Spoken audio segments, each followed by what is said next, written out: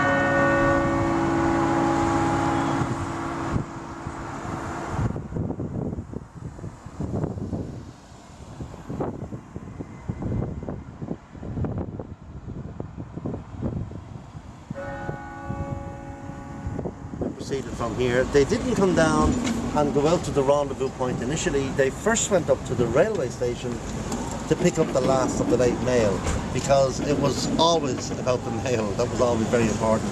Once they had done that, they sailed back down in this direction, following the natural deep water channel right in front of the town here for about a half a mile in this direction, after which they turned south between Spike Island there and the mainland, and there they waited.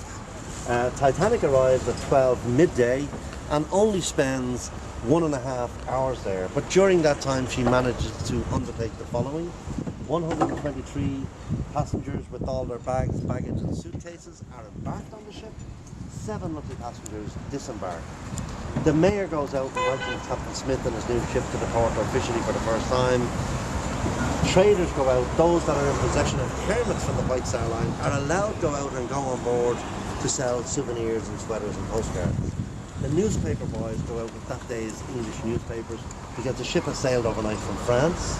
And fishermen clamber around the waterline where the chief chef and steward would usually come down and deal directly with the fishermen, buying lobster and crab for that evening's first class dining. So all of that activity went on in just in 90 minutes, which makes you wonder what they're doing in airports nowadays. And they tell you check in 3 hours before, they still lose your luggage on you.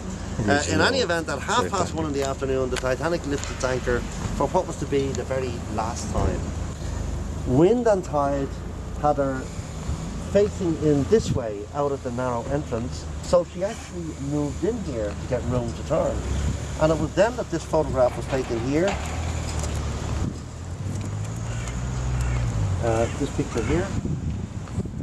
And very soon after this photograph was taken, across the harbour here, Titanic exits the precincts of Cork Harbour and disappears from view for the last time.